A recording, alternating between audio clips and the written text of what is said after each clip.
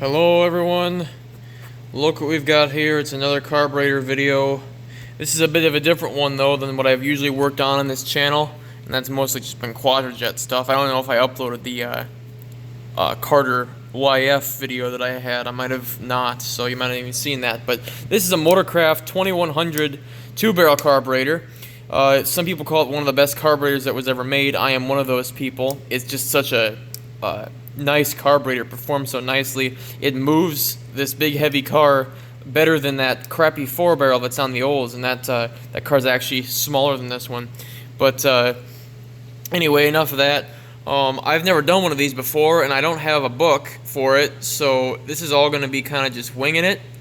And I'm going to take this video not only for the purpose of other folks who might want to try and rebuild one of these, but also for the purpose of myself, so I can go back and watch it so I know how it came apart when I'm putting it back together.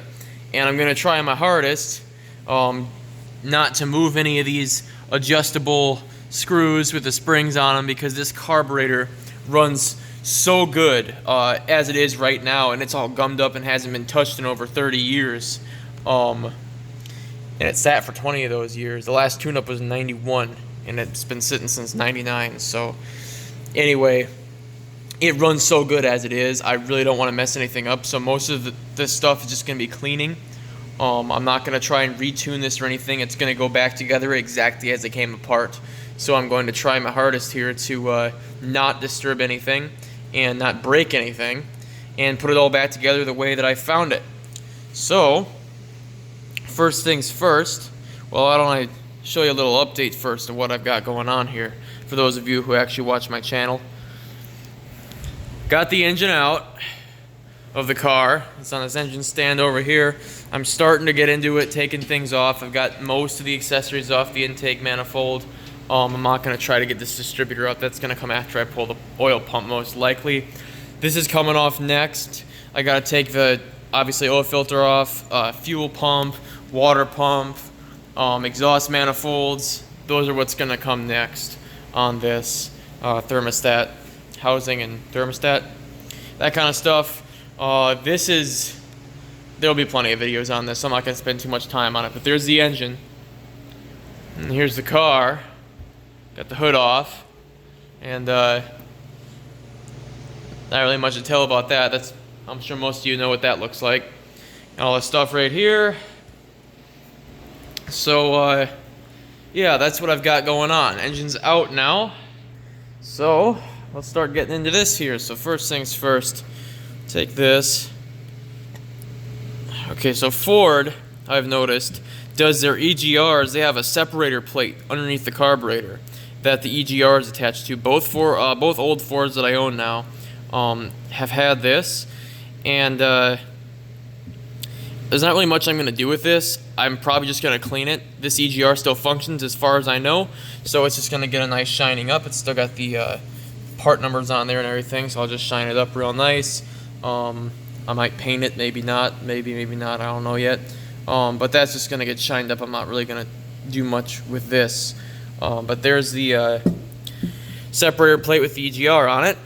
So then here's the carb itself. And let me just tell you how well this thing ran.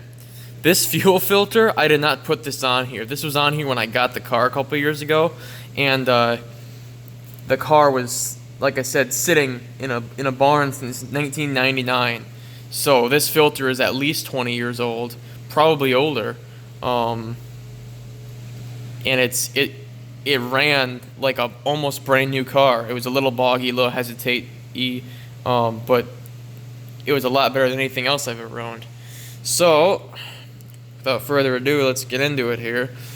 This has kind of got a weird little mechanism here. I'm not entirely sure how this choke works. It's one of the weirdest ones I've ever seen. It's an electric choke. It's got a electric choke housing on there, but it's also got heat riser tubes on it. I'm not entirely sure what any of that, I don't know how any of that works. So that's another thing I'm just going to really be careful of with this, because I don't know, I don't want to mess it up. But other than that, you got this thing over here, which is like, there's this little foot on it over here. And when this pushes down, it pushes up on the throttle plate or the choke plate. But when you move just the choke plate itself, that little lever doesn't move. But this isn't hooked up to anything, so this must be some kind of vacuum deal that opens when there's more, or when there's, you know, no vacuum or a lot of vacuum. I don't know how it works yet, but we'll take a look at that. And actually, that's what I'm going to take off first, and that is a 1/4-inch bolt on that. And you just, I guess, just take them off. Let me just do this with both hands here. Set you down. Okay, so got them all off, and now, oh boy, this was like a diaphragm thing, vacuum diaphragm, just like I thought. I might have to take a punch and punch this little pin here out, because that is, oh, there's a spring. Yeah, I'm gonna tap this out quick, and then I'll get back to you on that, because I don't want to force it. It looks kind of forcible. There's a little hook right there too. There's actually, yeah, okay.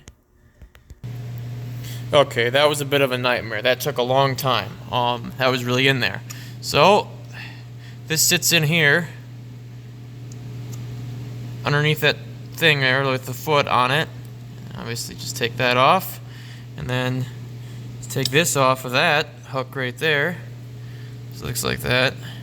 It's a neat little I don't know, contraption. And then I guess we'll just pull this up out of here. Okay. Oof, that's stuck.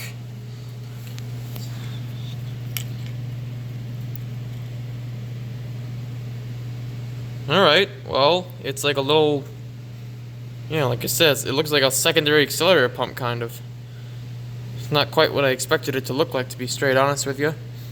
There's a spring in here. Okay, it's all covered in oil. I'm sure that's lovely. Is there anything else? No. That's varnish. That ain't oil. That is varnished gas. Well, that's what's in this thing. So there you go. There's that. As far as everything else goes, I might want to, I'm going to take this off, so I can pull this piece off of here. That's just, oh, it just looks like a Phillips head, yeah. Pull this piece off of here so I can get the air horn off, and I'll pick up a second video from there, because I don't want these videos to be too long, otherwise I realize people don't watch them. So, see you in part 2.